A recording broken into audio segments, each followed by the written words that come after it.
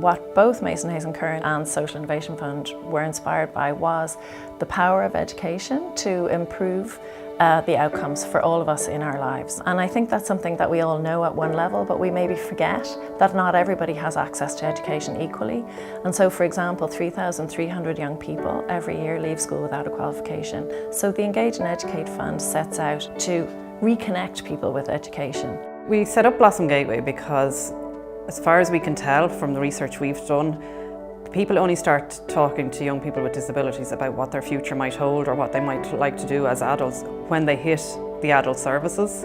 And if you compare that to what other teenagers do, they'd have transition year, they have subject choices, they get to do work experience. So I suppose really what we're trying to do is give our teens with intellectual disabilities those same opportunities and help them to develop a roadmap for their future and expose them to opportunities and choices that might lay ahead for them. Statistically speaking, Ireland has the highest rate of death by suicide amongst teenage girls in the whole of Europe, and the second highest rate of death by suicide amongst teenage boys in the whole of Europe. And what we would want to do is create something that is a preventative measure. Intervention is great and it's so super important, but what we want to do is make prevention a raison d'etre. We want to effectively safeguard the students' sense of resilience, and then when they go forward and face the challenges in life, they will feel that they're in a better place to do so because of the skills they learned over the intervening 6 weeks.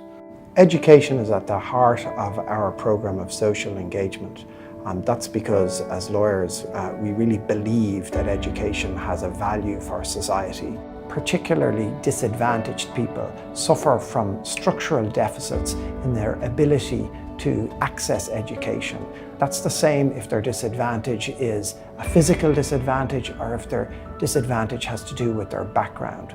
So what we try and do in a small way is try and help to redress that balance and try and channel our energies into supporting education. Ready Steady Circus is aiming to address the need for creating more equality in education. The program aims to develop the life skills of participants.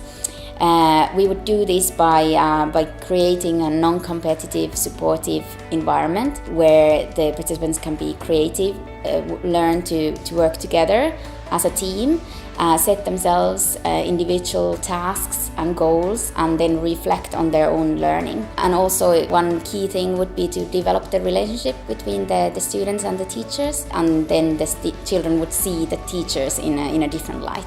Language is a key to social inclusion because through language all social activities are mediated. If you do not have a level of language, you cannot navigate the social systems of a country. It's the transformative part that really has the impact. So what we have are people who are moving into the mainstream, people who are coming from the margins, from the outskirts of society.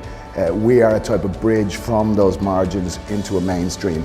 For me, education is so important just to bring my skills and do some progress, because this is the most important, to see the progress, and after that I can feel more valuable for myself because I can see I'm doing something, I'm got something back. This is very important, education.